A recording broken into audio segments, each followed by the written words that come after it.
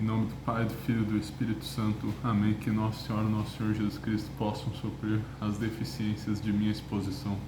Então, meus caros, voltando ao curso de Teologia Cético-Mística, vamos para a aula de número 35. Vamos continuar a tratar da oração segundo Tanqueray. E este vai ser o vídeo 2 de 3, é o planejado, mas não sei. Aliás, uma coisa que me fez demorar bastante para lançar a nova aula é como resumir todo o conteúdo do Tanqueray. Mas também me ocupei com a novena de Nossa Senhora de La Salette. Tenho a playlist no canal, só entrar aí na editora Assunta, no canal e ir em playlist. Também estive ocupado com o lançamento do meu livro aqui, minha primeira obra. Vou fazer mais vídeos tratando dela. Comentário às 15 orações de Santa Brígida, meditando a paixão de Cristo.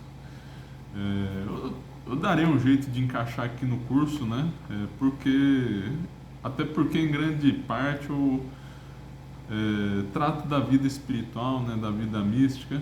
Tratei muito dos dons do Espírito Santo aqui, né? Também dos pecados capitais. E talvez eu dê um jeito de encaixar este livrinho aqui, né? Algum comentário ou outro eu farei, né? E é possível adquirir os livros aqui na descrição, na editora Assunta. O link é para o site da Eclésia mesmo. Sou afiliado deles, do grupo CEDET. E se vocês quiserem, podem adquirir lá. Que mais então? Bom, estava procrastinando então a próxima aula. Vou ir para frente aqui. Honestamente, talvez não fique tão impressionante essa aula, mas senão não vou continuar o curso. Realmente quase travei aqui, né? E espero poder continuar.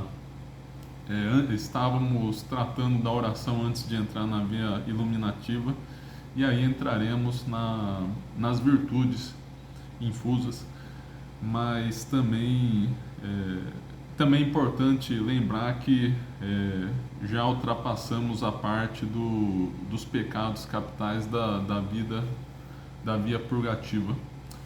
Além disso, se inscreva no canal, né, como sempre, rezem por mim, que mais? Compartilhem o vídeo, compartilhem com seus amigos. Veja o link aí na descrição. Tem a playlist na descrição também, se você perdeu alguma aula. As aulas são relativamente independentes. Se você não quiser ver o curso, tudo bem, mas realmente compensa. E olha, já são, acho que, bom, são mais de 30 horas de aula. Este curso aqui valeria pelo menos uns R$300, e está totalmente de graça, e vai continuar de graça no YouTube. E também não tem assinatura nem nada disso. Realmente é um conteúdo que eu acho que você deveria valorizar. e dificilmente você encontraria outro conteúdo desse no YouTube, né? As pessoas estão vendendo tudo hoje em dia, né? Aqui a proposta é realmente fazer um conteúdo de graça e de qualidade. Bom, então vamos lá.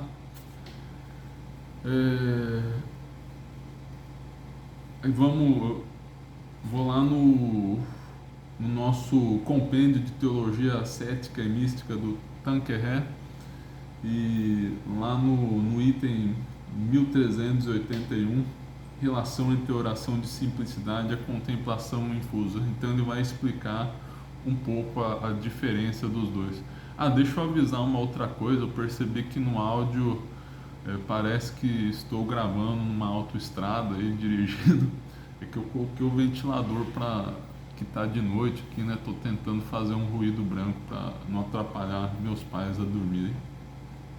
Bom, então vamos lá, 1381. Para exprimirmos com precisão a doutrina comum sobre este ponto, mostraremos que a oração de simplicidade não é, afinal, nos seus princípios, senão uma contemplação adquirida, que é uma excelente disposição para a contemplação infusa e, por vezes, até vai parar nela.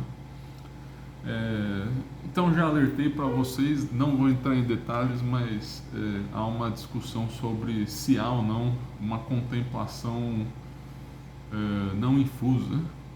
E a posição de Tanqueray é que há sim, como ele diz aqui, mas outros autores podem discordar disso. Eu particularmente concordo com ele. Primeiro, é uma contemplação. Era este, sem dúvida, o pensamento de Bossuet. Depois de haver descrito esta oração, acrescenta: deixando, pois, a alma ao dispor, serve-se de uma doce contemplação que a conserva tranquila, atenta e suscetível das operações e impressões divinas que o Espírito Santo lhe comunica. Então ele tem em conta a opinião do grande Bossuet, daquele autor que só conhecemos por conta da questão da relação de igreja e Estado, né? Mas ele escreveu muitas obras espirituais também que infelizmente são pouco conhecidas aqui no Brasil. É uma contemplação adquirida, não infusa, ao menos nos seus princípios, enquanto permanece fraca e intermitente. É que então efetivamente não dura mais que alguns minutos, dando lugar a outros pensamentos e afetos. É só pouco a pouco que a alma se acostuma a olhar e amar Deus por uma vista simples de fé por um tempo pouco mais notável, de modo sintético, como o artista contempla uma obra-prima cujo diversos elementos estudou antes por miúdo, detalhadamente.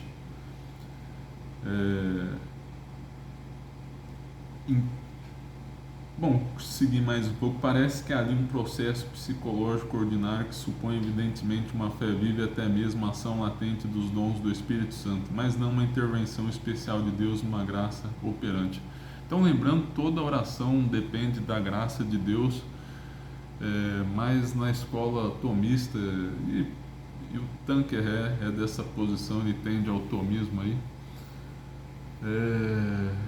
de que vem os dons do Espírito Santo e que faz o homem agir de um modo divino. Então tem o que a coisa, você reza e tem a fé, enfim, né, de certa maneira influenciado pelas virtudes teologais aí, né? Pela graça de Deus, mas o modo ainda é humano e vem depois então um modo divino, aperfeiçoar as virtudes tanto infusas quanto teologais, que vamos tratar na via iluminativa, essas virtudes.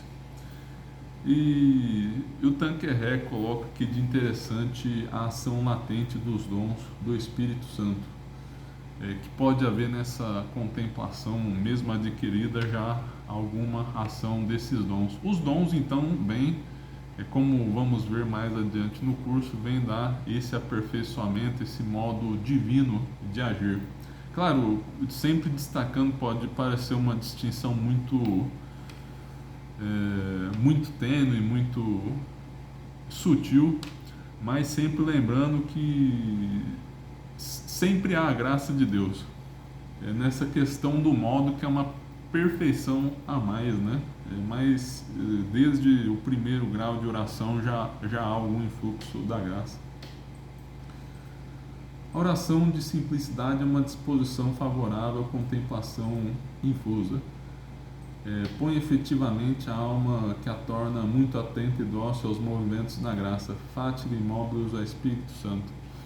Bom, isso daí é até uma coisa um tanto óbvia, né? Quanto maior os graus de oração, supõe-se que mais próxima a pessoa esteja da contemplação, estritamente falando aí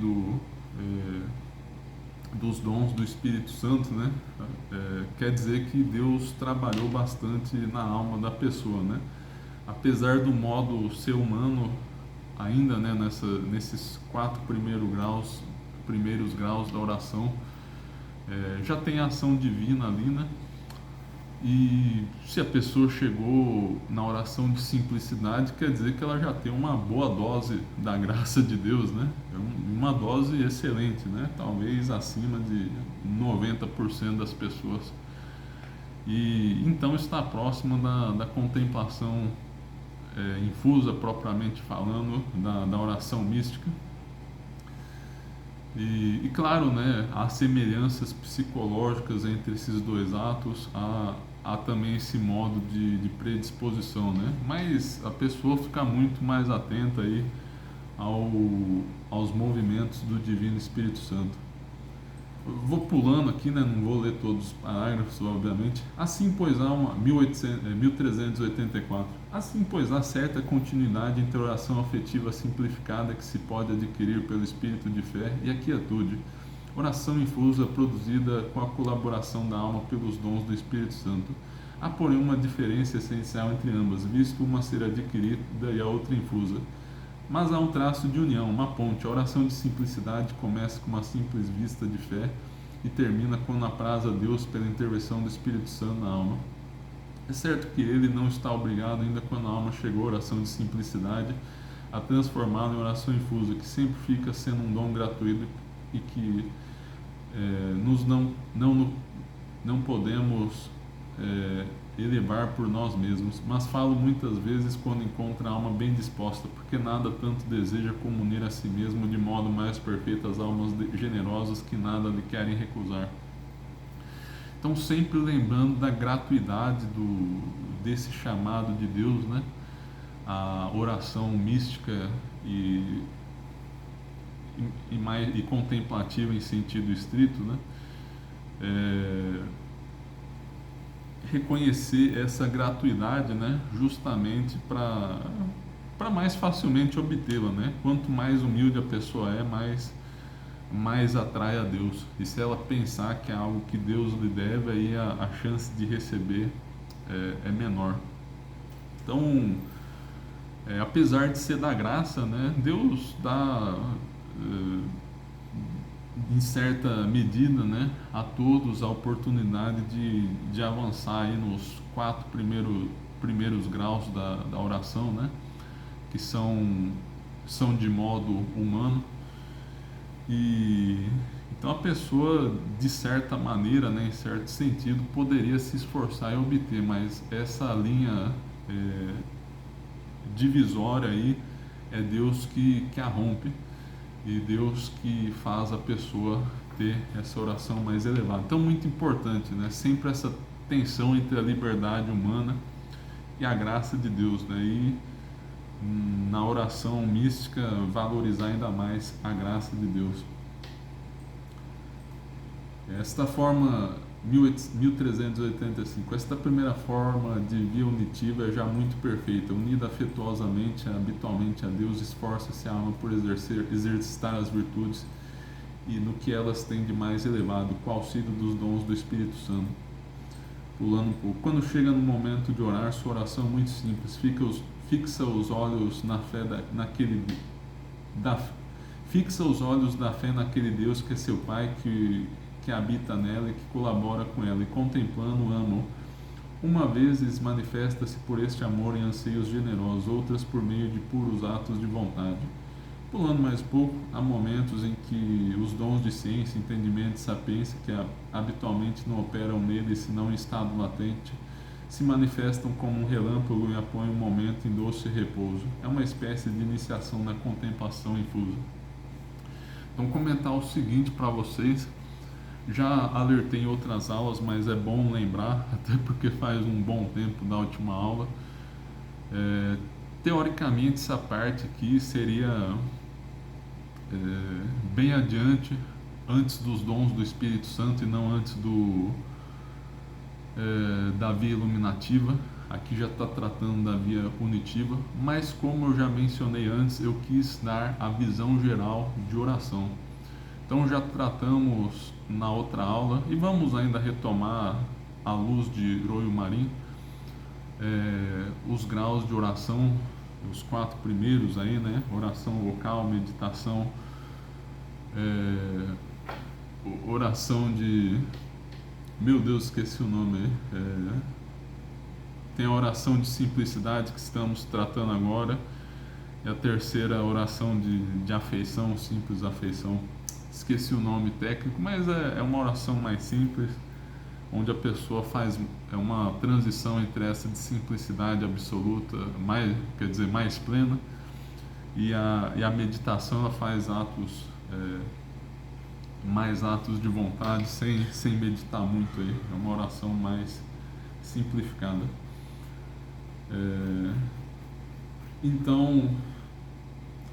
Então resolvi dar essa visão geral e já adiantar para vocês terem uma noção aí do que está a vir.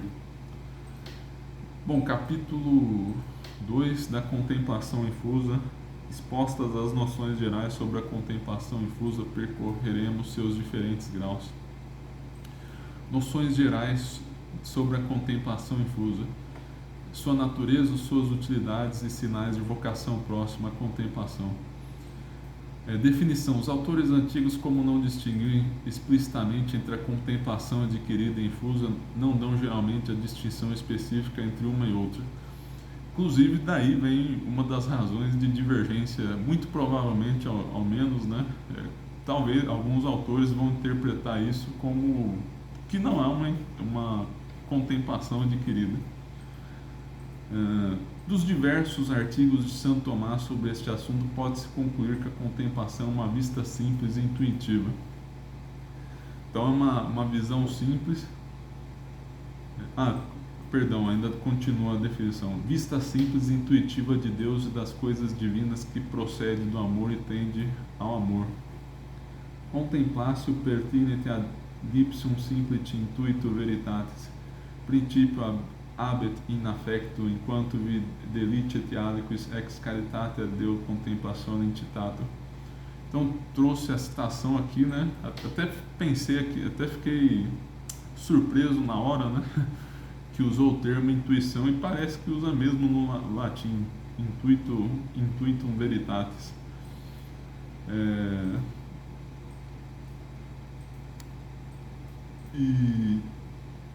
Bom, se está usado esse termo aí na intuição, que muitos autores tomistas falam que não há intuição em Santo Tomás, só haveria na visão beatífica. E, enfim, nem compensa entrar muito nessa discussão aqui, seria uma questão mais epistemológica, né? Quando haveria intuição. E confesso também que eu não sou especialista nesse assunto, então é bom nem me arriscar. Mas é interessante que vocês saibam que esse daqui é um tema de investigação. B. Os autores modernos fazem geralmente distinção entre dois gêneros de contemplação e definem ou descrevem a contemplação infusa com Bento XIV, uma simples vista intelectual acompanhada no amor suave das coisas divinas, que procede de Deus, o qual aplica de um modo especial a inteligência a conhecer a vontade e amar as coisas divinas, e concorre para esses atos com os dons do Espírito Santo, viva a luz inflamando a vontade e amor. É esta uma noção muito completa que indica bem o papel de Deus e dons do Espírito Santo, ao mesmo tempo que o papel das nossas faculdades, as quais, não obstante serem aplicadas por Deus ao conhecimento e amor, colaboram livremente com essa moção divina. Então, Bento XIV aí, né, um autor muito relevante aí, que estudou profundamente a canonização dos santos. Acho que tem o tratado dele em latim sobre canonização dos santos, são 14 volumes, é muita coisa. E é um autor de reverência também, um autor de referência e de reverência. E provavelmente estudou a contemplação nesse contexto da santidade, né? Mas até não está citando aqui o livro dele exato onde ele falou isso. Parte de Deus na contemplação. Vamos já pular aqui. Então, destaca aí, né, a participação dos dons do Espírito Santo. É uma doutrina que bem comum na tradição da igreja. Deus tem a parte principal, pois só Ele pode apoderar-se de nós e colocar-nos no estado passivo. 1387. É Deus quem parte de Deus na contemplação, para entendermos como Deus age. É Deus quem chama a alma à contemplação. De fato, todos os místicos são unânimes em asseverar que este é um dom essencialmente gratuito. É o que ensina Santa Teresa, a qual muitas vezes chama esta oração sobrenatural. Então, atento aí à terminologia de Santa Teresa, oração sobrenatural. Claro, a outra oração também é sobrenatural, mas essa daqui seria o sobrenatural por antonomasia. Ora, na sua segunda relação ao padre Rodrigo Álvares, explica assim este termo: chama o sobrenatural o que se não pode adquirir nem por indústria, nem por esforço, seja qual for o trabalho que para isso se tome. Quanto a dispor-se para isto, sim, pode-se.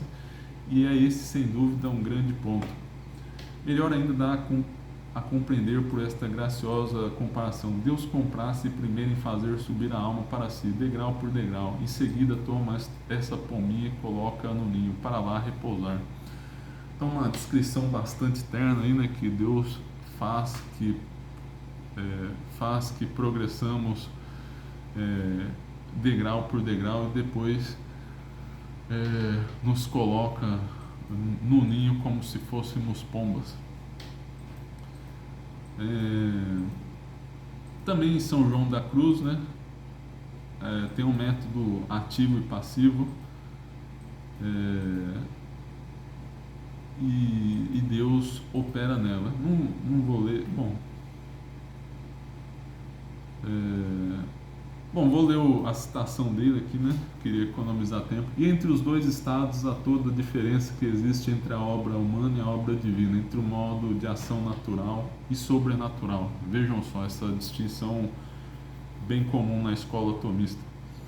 Tais almas não operam por si mesmas, mas estão sob a ação do Espírito Santo, que é o principal agente, o guia, o motor neste estado, e não cessa de velar sobre elas, simples instrumentos que ele leva para a perfeição, segundo a fé e a lei divina, segundo o Espírito que Deus reparte cada um. Então o Espírito Santo é a pessoa da Santíssima Trindade, a qual é atribuída a santificação e, portanto, a oração, né? E mais, portanto, ainda a contemplação. Então esse estado passivo aí é atribuído especialmente ao Divino Espírito Santo. Segundo, é ainda Deus que escolhe o momento e o modo da contemplação, bem como sua adoração.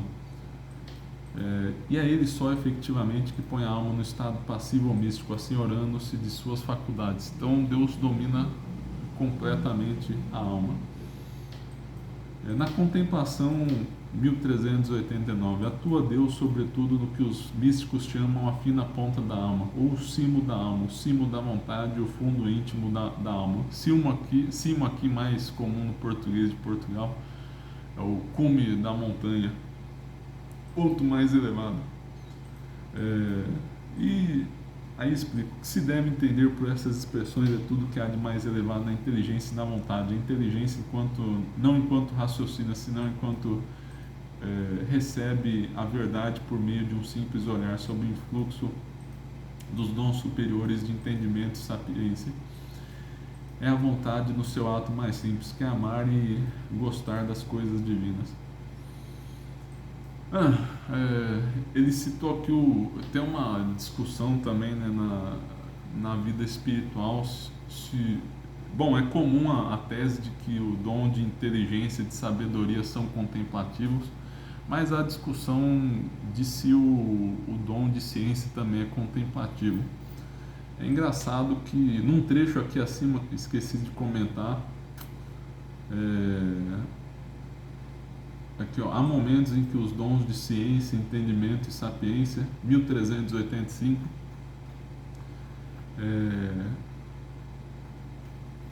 então, para dizer o seguinte, né, Tanqueray no trecho anterior parece considerar a ciência contemplativa, e no 1389 ele não faz menção dela.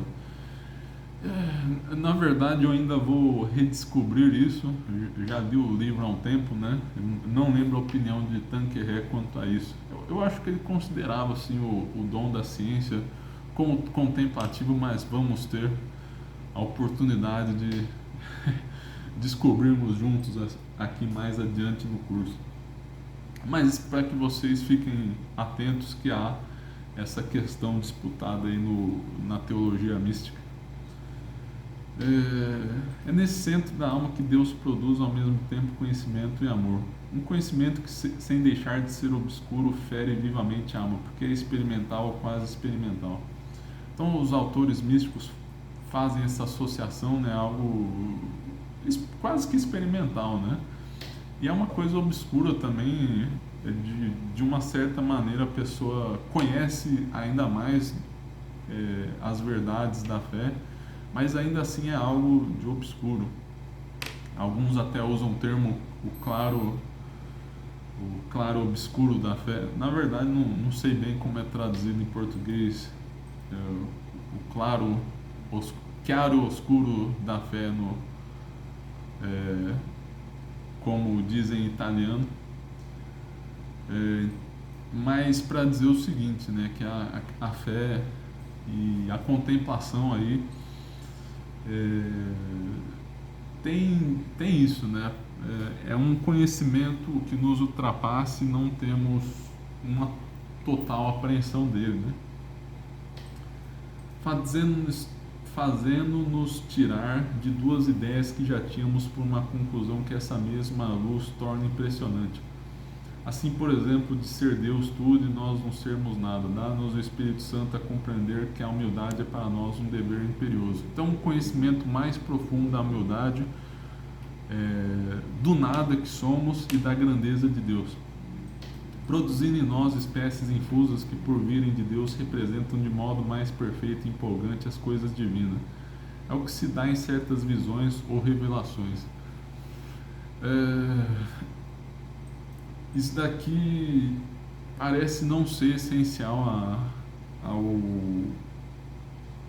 como posso dizer mesmo, a evolução orgânica da vida sobrenatural, como posso dizer, a vida ordinária da vida espiritual. Esse termo é curioso, né? A contemplação é o que há de mais elevado, mas é ordinária porque Deus chama a todos, mesmo que remotamente, né? Ao passo que, quanto às revelações, Deus não chama todos a elas, né? Mas para dizer o seguinte, né? Lembrando disso que já foi dito no curso, né? Que os graus de oração aqui fazem parte do ordinário, revelações privadas, profecias do extraordinário. E nessas espécies infusas aqui parece se referir às revelações privadas, ao que há de extraordinário. E por que é dito isso nesse contexto, já que estamos tratando do ordinário, das orações? É que, mesmo sendo duas ordens distintas, Deus geralmente dá os seus dons aí, né? De profecia, revelação, esse tipo de coisa, né? Geralmente para quem tem um grau avançado de vida espiritual, né? Claro, nos dias de hoje temos mais consciência de que é possível a pessoa, mesmo em pecado, receber isso. Isso já era conhecido de todos os autores, mas isso é mais destacado nos dias de hoje. Mas a tendência ao longo da história, né, é que pessoas santas é que recebessem revelações privadas, né? Porque é mais seguro, enfim, né? É mais provável que a pessoa use aquilo para o próprio benefício, né? Porque imagina um pecador receber uma profecia, né? Ele corre o risco de se envaidecer e até de perder a sua alma, né? Então é mais comum Deus encher a pessoa de visão, ou melhor, dar visões para pessoas como um prêmio, né? Ou melhor, como graça, dar essa graça de visões à pessoa quando ela já tem um grau de espiritualidade elevado, né? Que aí a chance dela usar para o bem é maior. Então enfim, né? Para explicar que isso é um pouco inesperado, né? As espécies infusas aqui então parecem ser só das visões e revelações que tendem a ser um pouco mais frequentes nas pessoas contemplativas. Mas voltando aqui, concedendo de modo transitório a uma alma visão beatífica, como Santo Tomás admite para Moisés e São Paulo. Naqueles versículos bíblicos já conhecidos, né, de São Paulo ao terceiro céu, né, fala numa das suas cartas aí, e alguns santos padres para a Santíssima Virgem. Então, Nossa Senhora parece que teve estados transitórios de visão beatífica, mas daí é um caso bem singular aí, bem à parte. Inclusive fala aqui, mas este é um favor absolutamente excepcional, posto em dúvida por graves teólogos que explicam diversamente os textos da Escritura aduzidos por Santo Tomás. Então, uma questão disputada aí. Deus também produz na alma um inefável amor. Diz, segundo o venerável, acho que é Louis de Blois, o primeiro nome está abreviado, a alma sai de si mesma para se lançar toda inteiramente em Deus e se perder no abismo do eterno amor. Então a pessoa sente um amor que nunca sentiu antes na vida, né? Um amor muito singular. Vamos então para a parte da alma, no 1392. Deixando-se livremente tomar e mover por Deus, como uma criancinha que se deixa levar nos braços da mãe com livre e jubiloso consentimento, é pois a um tempo passiva e ativa. Então vai explicar melhor isso daí, né, que parece um tanto quanto contraditório. É passiva neste sentido que é incapaz de operar por iniciativa própria, como antes já fazia. Já não pode, no momento da contemplação, exercer as suas faculdades de modo discursivo. Depende de um princípio superior que a governa, que lhe fixe o olhar, o espírito e o coração sobre o objeto contemplado. Lhe faz amar e gostar, lhe sugere o que deve fazer e lhe dá um forte impulso para levar a operar.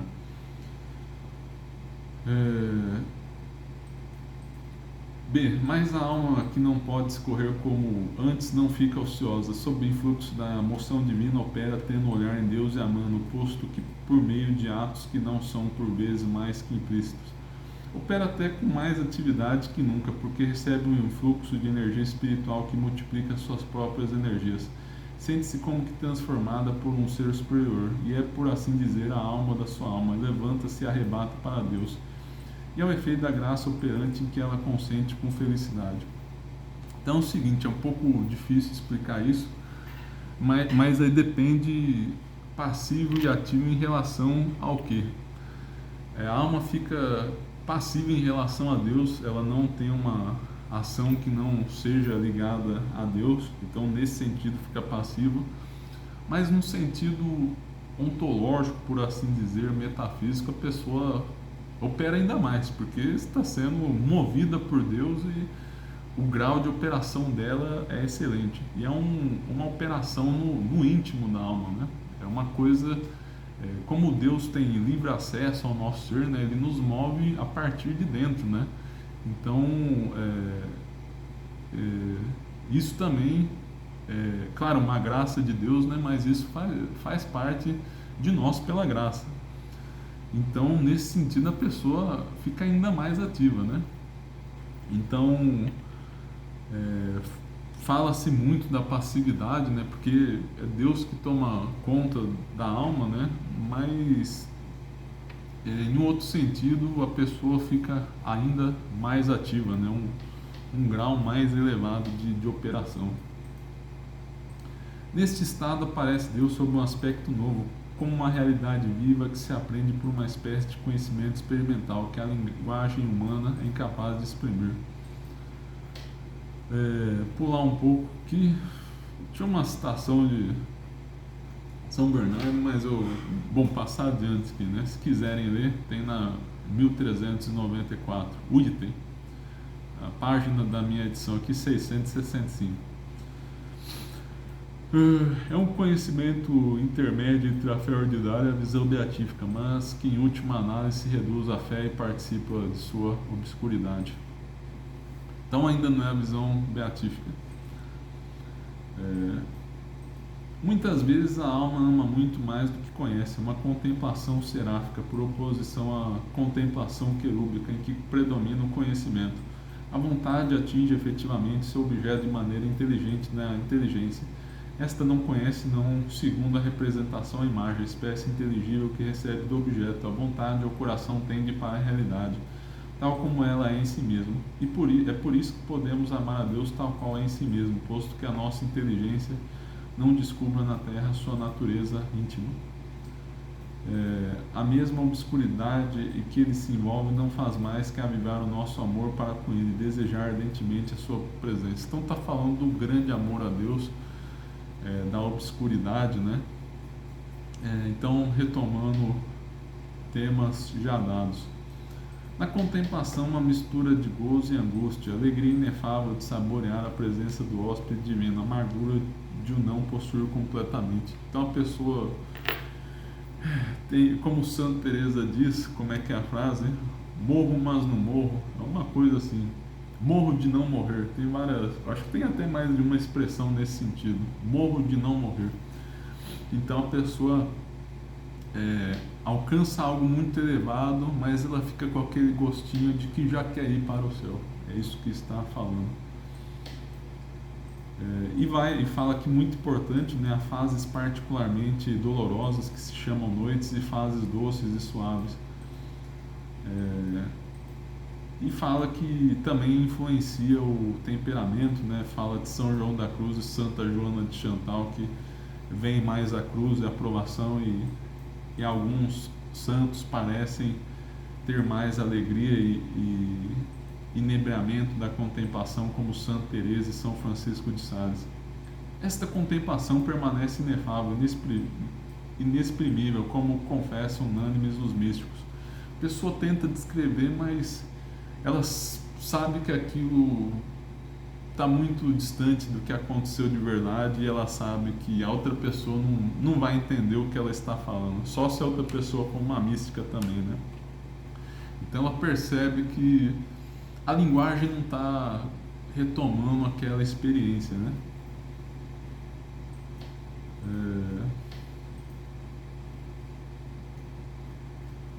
Vamos.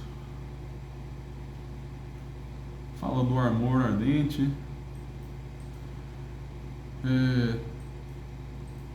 Quando a contemplação é árida e fraca, como na primeira noite de São João da Cruz, não se tem dela consciência. Só mais tarde, estudando os efeitos que ela produziu na alma, é que se pode verificar sua existência. Quando é saborosa, parece mais provável que se não percebe sempre nos seus princípios, enquanto é ainda fraca, porque é difícil de ver a diferença entre ela e a oração de simplicidade, e por vezes se desliza de uma a outra sem se dar por isso. Então fala da questão psicológica, assim, da percepção, né? A contemplação no início é muito discreta e a pessoa pode nem saber que está contemplando. Inclusive isso é comum na noite escura do sentido, nas duas noites, né? Mas isso daí especialmente, então, eu ia falar especialmente verdadeiro, mas exagero isso, né? Enfim, né? A pessoa nunca teve nem experiência da contemplação, e por não ter essa experiência, quando vem a noite escura, ela não sabe que é uma noite escura. Ela se sente árida, fraca, e não tem noção que está progredindo na vida espiritual. Isso lhe causa muita dor, e só retrospectivamente que ela depois descobre que aquilo foi uma grande oração. E esse momento é muito perigoso, porque a pessoa pode às vezes deixar de rezar. Na noite escura da alma, poderia até dizer que a pessoa já sabe disso, né? Pode ser mais fácil, consolador, mas na verdade não, porque é muito mais intensa essa noite aí, né? A pessoa muitas vezes tem o sentimento de, claro, não a fé, não a crença, mas o sentimento de que Deus não existe, que o abandonou, que ela está condenada, né? Então é muito mais doloroso. Ela pensa que toda oração que teve, sei lá, foi uma ilusão do demônio, né? Então começa a ter tentações bem, bem fortes. E mesmo conhecendo, assim, ela, sei lá, né? Ela cai, né, nessa angústia aí, ela fica perplexa diante daquela realidade, né? E a angústia cresce muito. Então a noite escura da alma é muito dolorosa, né? Conclusão: do que levamos dito, resulta que o elemento essencial da contemplação infusa é a passividade, tal como a descrevemos, a qual consiste em que a alma é conduzida, atuada, dirigida pelo Espírito Santo, em lugar de se conduzir, mover, dirigir por si mesma, sem contudo perder a sua liberdade nem a sua atividade. Não se deve, pois, dizer que a consciência da presença de Deus ou a presença de Deus sentida é o elemento essencial da contemplação. Fica claro pelo que foi dito das noites, né? Então a pessoa não percebe que contemplou.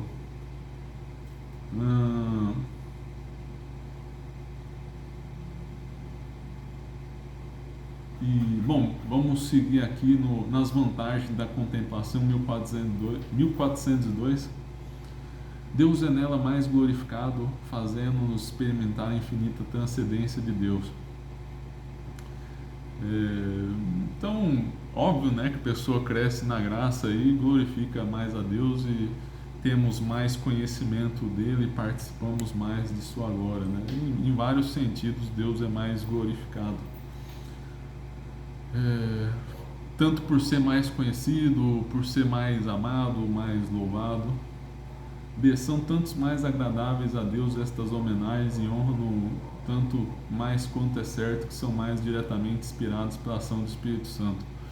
Então está dizendo aqui que por essa oração ser totalmente movida por Deus é muito mais agradável. A imperfeição misturada de nossa parte é muito menor em relação a outra oração.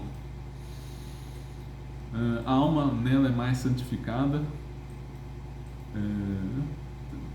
evidente também, né? Inclusive característico do santo ter oração de contemplação. Faz-nos conhecer a Deus de modo inefável e sobremaneira santificante.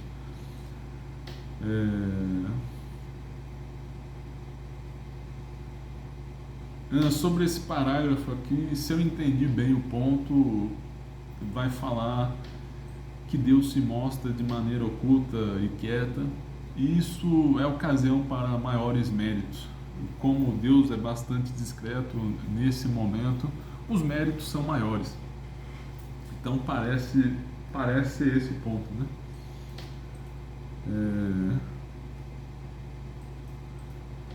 Mas produz, sobretudo, a contemplação um amor ardentíssimo que, segundo São João da Cruz, é caracterizado por 3 excelências principais.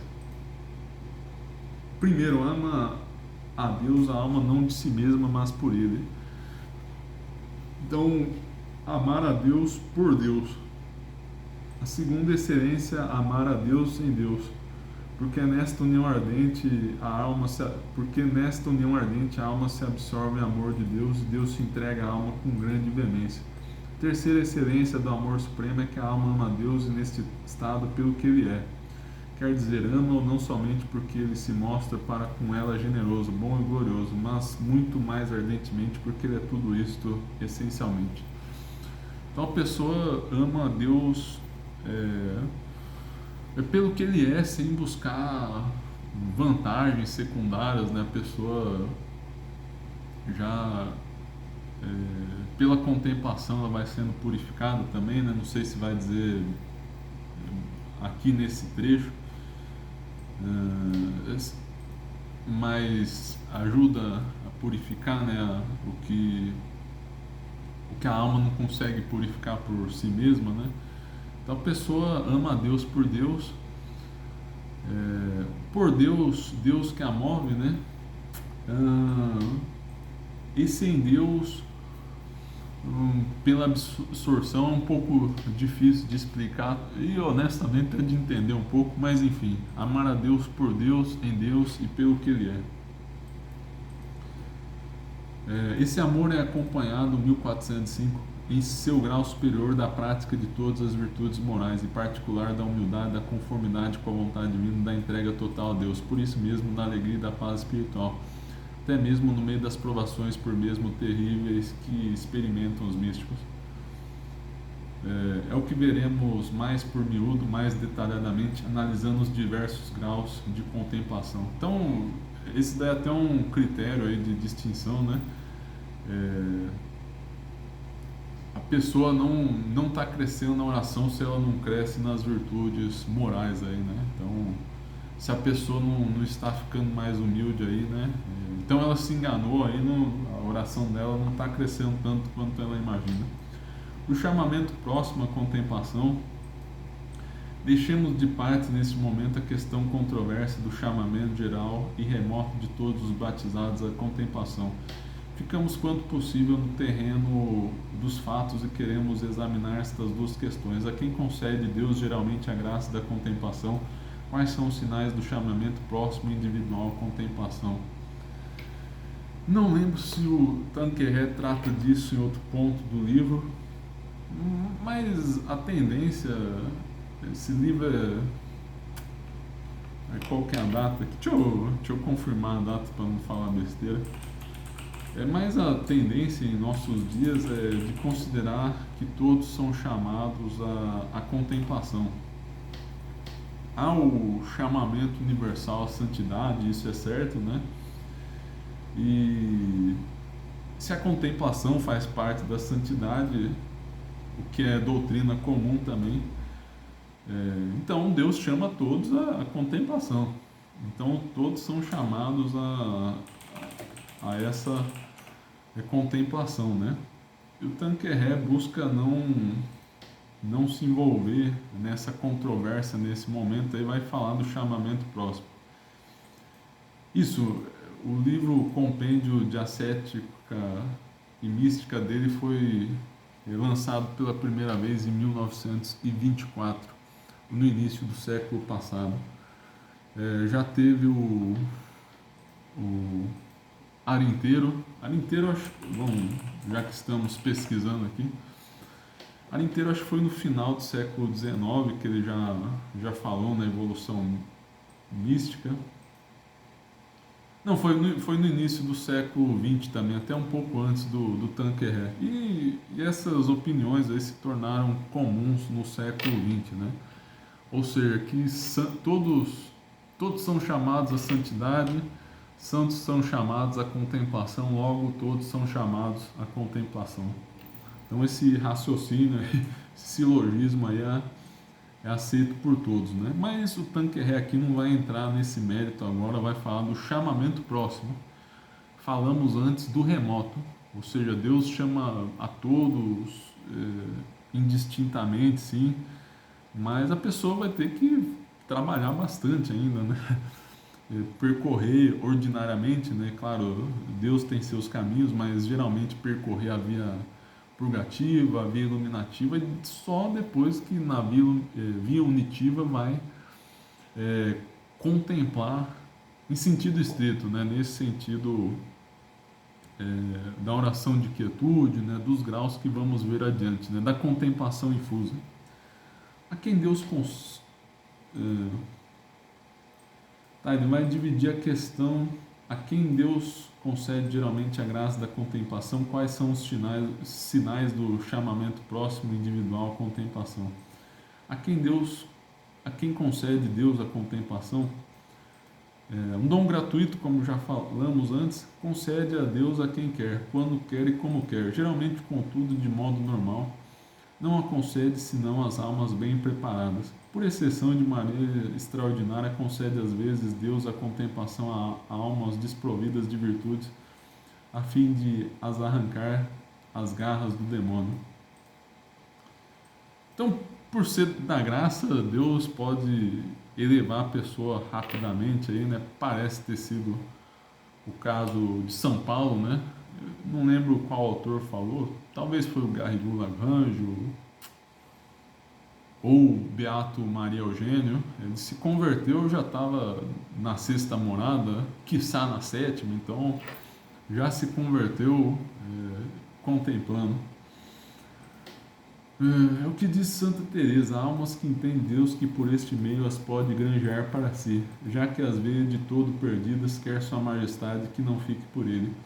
E ainda que estejam em mau estado e falhas de virtudes, dá-lhes gostos e regalos e ternura que lhe começa a mover os desejos e ainda as põe em contemplação algumas vezes, poucas, e dura pouco. Isto, como digo, faz porque as prove e com aquele favor se quererão dispor a gozá-lo muitas vezes. Então é uma questão da providência de Deus, é um mistério porque pertence à liberdade de Deus e não podemos deduzir o que Deus fará, né? E também, obviamente, né, é um desígnio acima de nossa compreensão, né? Mesmo sabendo, está além de nossa compreensão, não compreendemos perfeitamente o desígnio de Deus. Há almas privilegiadas que Deus chama a contemplação desde a infância. Tal foi Santa Rosa de Lima e nossos dias Santa Teresa do Menino Jesus. Outras há que são conduzidas à contemplação e fazem nela progressos muito rápidos que parecem em proporção com as virtudes. É o que se refere Santa Teresa. De uma me lembro agora que em 3 dias lhe deu o Senhor bens que, se a experiência de haver alguns já que a exercia e sempre melhorando, não fizeram crer. Não me parecia possível. Ainda outras em 3 meses e ambas eram de pouca idade. Outras vi que depois de muito tempo lhe faz Deus esta mercê. Não se há por taxa a um Senhor tão grande, tão desejoso de fazer mercês. Mercês aí, atos de graça, aí, né? Enfim, fazer caridade aí para o homem. Então, ninguém sabe como isso acontecerá, né? Às vezes pega a pessoa ali, Deus transforma em pouco tempo. E tem os mais diversos padrões, às vezes é só um pouco para ver se a pessoa engata, né? Mas às vezes já, enfim, né? Deus já pega a pessoa e não solta mais. É realmente um mistério, né? Mas o normal é que a pessoa tenha que se exercitar, né? E como eu disse também, né? Creio que pelo que se possa inferir daqui, né? Às vezes Deus dá um pouco da contemplação logo lá no início para a pessoa depois se esforçar um pouco por si mesma, aí só depois de trilhar o caminho normal voltar à contemplação, né? Então é como se fosse uma amostra de Deus para ver se atrai a pessoa, mas enfim, os mais variados padrões aí, como Deus é livre para isso, ele faz do jeito que bem entende. Vai falar, mas Deus geralmente eleva as almas à contemplação, que se preparam pelo desprendimento, prática de virtudes, exercício da oração, sobretudo a oração afetiva. A oração afetiva, creio que é esse o termo da de 3º grau. É a doutrina de São Tomás que declara que não se pode chegar à contemplação depois de mortificadas as paixões pela prática das virtudes morais. Aí vai citar São João da Cruz. Bom, não vou ler, vou dar um salto aqui, mas São João da Cruz insiste muito na mortificação. Até o famoso... até depois aqui, né? Ele vai citar, né? O mesmo dá que esteja uma ave presa a um fio delgado ou a um fio grosso, porque ainda que seja delgado, presa se ficará a ele como ao grosso, enquanto não se quebrar para voar. E assim a alma que está presa a alguma coisa, que ainda que mais virtude tenha, não chegará à liberdade da divina união. Então essa famosa frase de São João da Cruz sobre o pássaro preso pelo fino fio, que isso já é o bastante para que não voe. Então a pessoa precisa de mortificação para crescer na vida espiritual. Ele fala da grande pureza de espírito, mortificação da curiosidade que perturba, inquieta, dispersa e derrama a alma em todas as partes. E já falamos um pouco da curiosidade no curso, como diz, nos graus da soberba, confundo São Bento ou São Bernardo, que um fez os 12 graus da humildade da soberba, 12 graus da soberba. Vamos pesquisar aqui sem medo nenhum.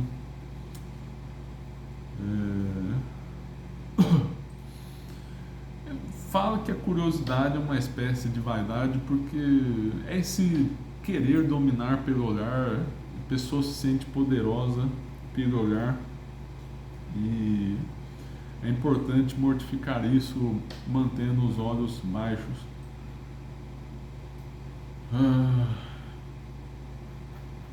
Tá fácil aqui achar achei um aqui que e que fala os dois indistintamente.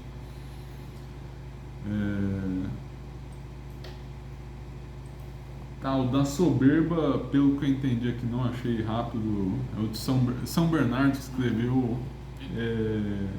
justamente para fazer para complementar São Bento. E nos 12 graus da soberba se menciona aí a questão da curiosidade. Mas nos da humildade fala dos olhos baixos, que é muito importante para a mortificação. Então, a este propósito, censura vivamente São João da Cruz os diretores ineptos que, não conhecendo senão a meditação discursiva, querem obrigar todos os seus penitentes a trabalhar incessantemente as potências.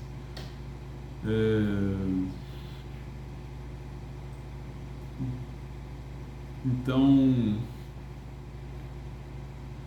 é importante de simplificar a oração. Grande pureza, 1412, grande pureza de vontade pela mortificação da vontade própria, pela entrega total a Deus, fé viva que nos faça viver em tudo segundo as máximas do Evangelho, silêncio religioso que nos permita transformar em orações todas as ações, enfim, sobretudo, amor ardente e generoso que vá até a imolação de si mesmo e a aceitação jubilosa de todas as provações. Então aqui alguns meios de fomentar, né? Fé viva.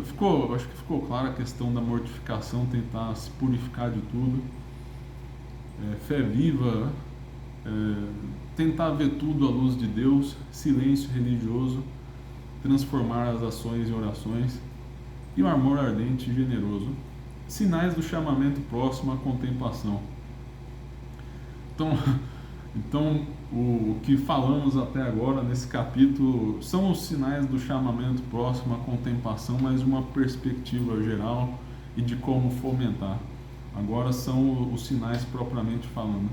Acho que já comentei no curso, na parte dos escrúpulos, que o escrúpulo pode ser confundido aí com algum desses sinais aí que acontecem na noite escura. São João da Cruz indica 3 sinais. O primeiro é ver em si que já não pode meditar nem operar com a imaginação, nem gosta disso como antes costumava. Antes encontra já secura no que antes costumava fixar o sentido e tirar suco. Mas fala aqui que não deixar a meditação enquanto consegue tirar alguma coisa dela, né?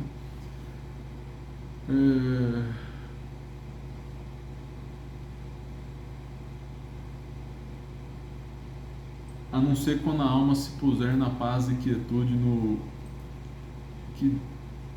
que se diz no terceiro sinal. Então Deus chama a pessoa a uma oração mais simples.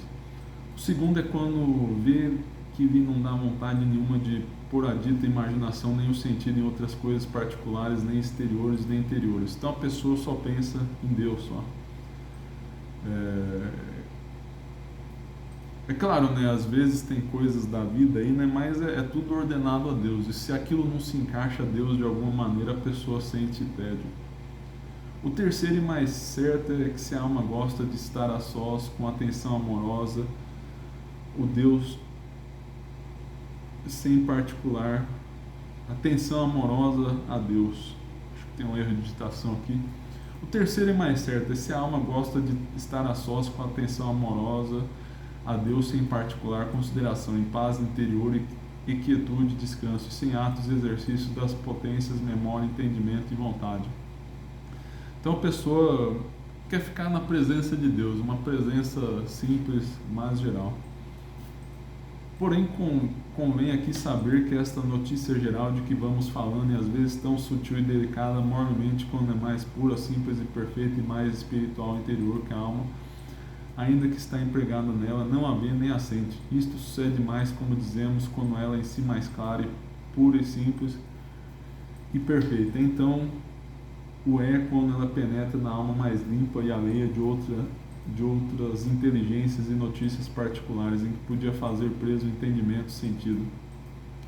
E esta é a causa porque, estando ela mais pura e perfeita e simples, menos assente o entendimento e mais escura lhe parece. E assim, pelo contrário, quando ela está no entendimento menos puro e simples, mais clara e de mais tomo, lhe parece o entendimento por estar ela vestida ou mesclada ou envolta em algumas formas inteligíveis em que pode tropeçar o entendimento ou o sentido. Para dizer o seguinte, nessa fase de transição que a pessoa começa a ter a contemplação infusa, ela não percebe que está contemplando, como já foi dito acima. Aqui descreve um pouco mais detalhadamente como se dá esse processo, mas no geral é isso. E os três sinais devem existir conjuntamente, como São João da Cruz afirma, é destacado aqui pelo Tanqueray, para que a pessoa possa deixar a meditação com segurança e entrar na contemplação. Conclusão do desejo da contemplação. Sendo a contemplação infusa um excelente meio de perfeição, é permitido desejá-la, mas humilde condicionalmente, com santa resignação na vontade de Deus. Bom, como é parte do desenvolvimento ordinário da vida espiritual, faz parte de se tornar santo, e Deus chama a todos à santidade, não só podemos, como até devemos desejar isso, contudo condicionalmente, porque não sabemos o tempo de Deus e podemos não estar recebendo justamente por ainda sermos apegados às coisas do mundo, a termos pecados de estimação, ou até Deus nos livre de termos pecados graves e mortais. Mas é necessário que esse desejo seja humilde, acompanhado da convicção de que somos dela indigníssimos e do desejo de não usar senão dela para a glória de Deus e bem das almas. Então a pessoa às vezes deseja isso, mas com um sentimento de soberba e não reconhece que é algo totalmente gratuito e que somos indignos dela, não nos pertence por natureza, é uma graça, mas há um duplo título ainda, porque somos pecadores. Não sei você, mas eu sou. Infelizmente muitas pessoas são. Todos nós cometemos o pecado original, mas para piorar, muitos de nós cometemos pecados mortais ao longo da vida. Deve ser condicional, subordinado em tudo à vontade de Deus. Como é algo livre, que Deus faz na hora que Ele quiser, do modo que quiser, então temos que submeter a nossa vontade a Ele, então tem que ter essa condição. As diferentes fases da contemplação. A contemplação infusa não é a mesma em todos. Deus se compraz em diversificar os seus dons, adaptando-os aos diversos temperamentos e caracteres. Não encadeia a sua ação dentro de moldes rígidos. Quando se leem os místicos, encontram-se neles variadíssimas formas de contemplação.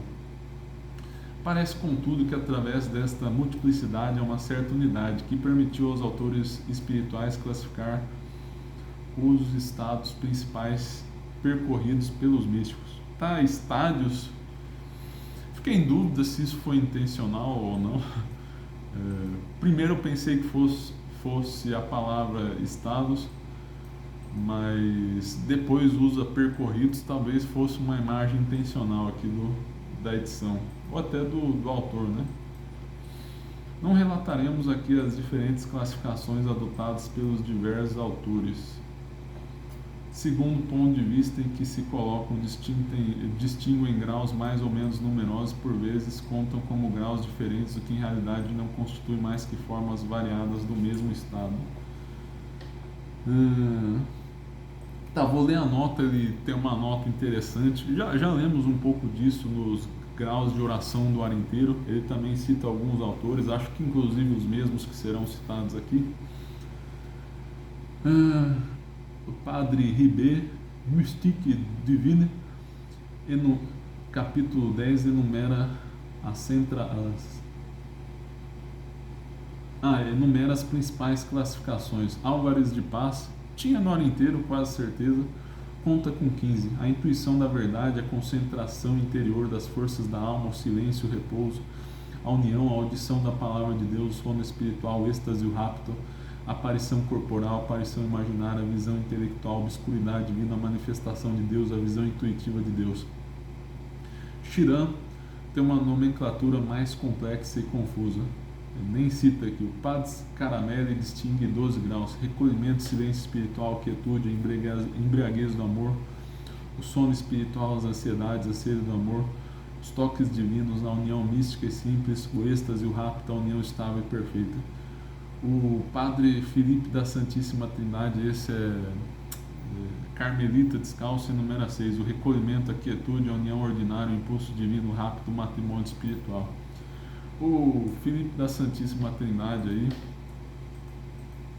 quase certeza que ele veio depois de Santa Teresa e São João da Cruz. Inclusive essa distinção dele é a mais parecida com a dos dois santos, né? Só confirmar aqui, eu acho que o Chiran é jesuíta, esse Caramelli eu acho que é beneditino, mas não sei se eu vou achar fácil agora, não está falando no livro. Não, esse Caramelli também é jesuíta. Não, acho que eu confundi, né? O Chiran que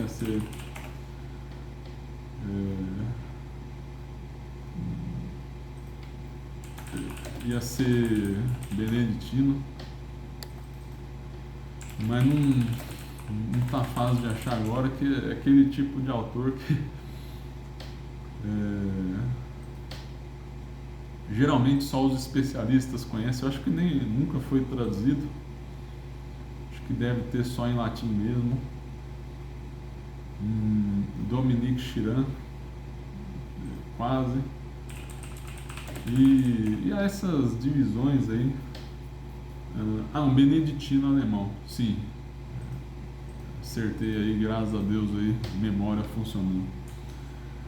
Mas todas essas divisões aí sofreram.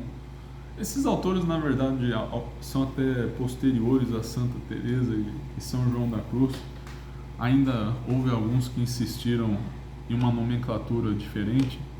Claro, né, provavelmente se fundando em autores medievais ou da Santa Patrística, mas a divisão mais comum é fundada em Santa Teresa e São João da Cruz. Bom, vou ler aqui esse parágrafo interessante. Como Santa Teresa e São João da Cruz são, por confissão de todos, os dois grandes doutores da união mística, ater-nos-emos as divisões que eles nos dão, procurando combiná-las harmonicamente. Assinalam-se os diversos graus por uma ação de Deus cada vez maior sobre a alma.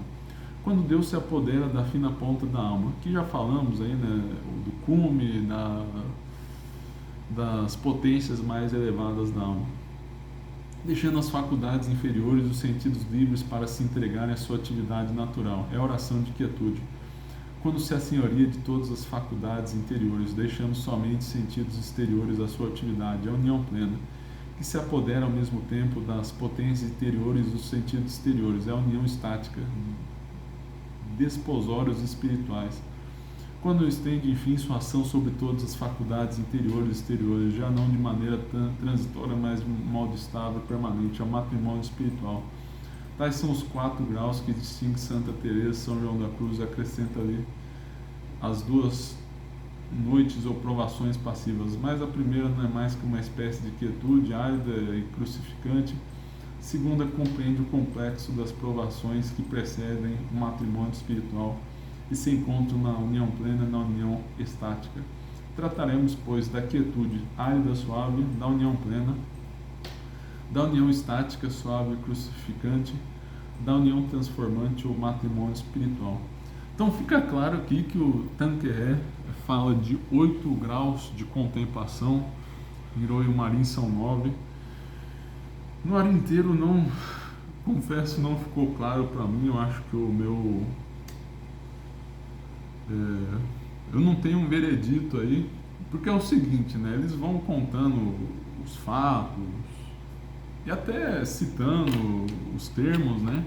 Parece que todos convergem entre si, né? Parece que se trata da mesma base de experiências, né? Até mesmo de fenômenos, tipos, enfim, né? Mas quanto aos graus aí, há um pouco de oscilação aí entre os 3 aí, né? O ar inteiro, o Tanqueray e o Royo-Marim. Então há pequenas divergências na hora de estabelecer os graus. Mas isso daí é o de menos, né? O mais importante, até por isso falei longamente dessa base de dados aí, né? No caso dos ditos de Santa Teresa, de São João da Cruz, é tudo igual, né? Inclusive a gente poderia pegar o Tanqueray aqui e pensar assim, nossa, mas do jeito que ele escreve, poderíamos interpretar que na verdade são 9 graus de oração para ele. Assim como o hora inteiro aí, né? Porque vai descrevendo aí, vai classificando, né? Bom, é isso, meus caros. Foi longo essa parte como posso dizer, do salto, né? Do modo humano de orar e do modo divino. É claro, sempre lembrando, a oração é sempre da graça, né? Que Deus se apodera contemplamente na oração mística, né? Então foi um longo capítulo para explicar essa passagem aqui no Tanqueray. Só estou vendo. É bem rápido aqui, mas eu vou deixar para amanhã, como já está de noite, né? Talvez não dê uma hora e vai até a página. Não, na verdade dá umas 30 páginas ainda. Talvez. Enfim, né? Amanhã a gente termina, né? Amanhã talvez não, né? Mas no próxima aula. Então é isso daí, muito obrigado. Rezem por mim, até a próxima. Em nome do Pai, do Filho e do Espírito Santo. Amém.